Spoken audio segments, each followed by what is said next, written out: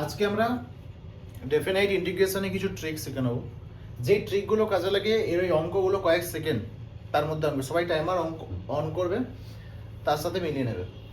দেখো 1 সেকেন্ড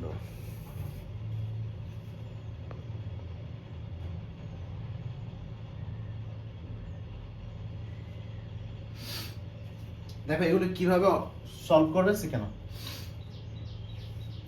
এখানে কত আছে? 4। এই 4 আছে তো 4 নিচে লেখো, 4 আছে, 4 নিচে লেখো। 4 এর পর 4 এর থেকে ছোট পজিটিভ ইভেন নাম্বার কি আছে? 2 আছে। এরপরে কিছু আছে পজিটিভ ইভেন নাম্বার? নেই। এরপরে 4 এর থেকে ছোট ইভেন নাম্বার অড নাম্বার 3। ঠিক আছে 3।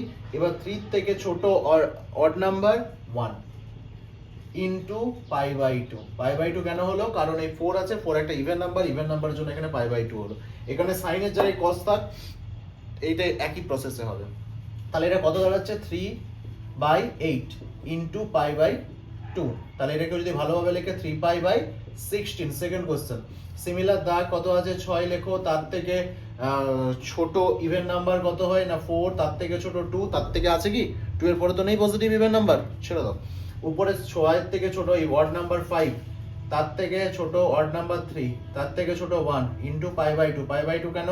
কারণ এখানে 6 আছে, মানে ইভেন নাম্বার, তাই এটা অ্যান্সার হবে। গুণ করার পর মাল্টিপ্লাই করার পর যেটা আসবে সেটা হবে অ্যান্সার। এই পাশে দেখে নাও, এখানে দেখো একটা অড নাম্বার আছে, কিছুই না। তাহলে নিচে কাকে লিখবে? নিচে অড নাম্বারকে লিখবে। উপরে কাকে লিখবে? এর থেকে এক ছোট ইভেন নাম্বারকে লিখবে। 5 এর পর আছে কত? 3। 3 এর পর কত আছে? 1, অড নাম্বারের শ্রেণী। 4 এর পর কত আছে? ইভেন শ্রেণী 2। এটাই অ্যান্সার। এখানে পাই বাই 2 হবে না, কারণ এটা অডের শ্রেণী আছে। এখানে যদি সাইনের জায়গায় কসও থাকতো তাহলেও সেম অ্যান্সার হতো। ক্লিয়ার? এবারে এক একটা সলভ করার পিছনে টাইমটা দেখে নেবে তোমরা, টাইম অন করে নিজেরা করবে, 5 সেকেন্ডেরও কম টাইম লাগবে।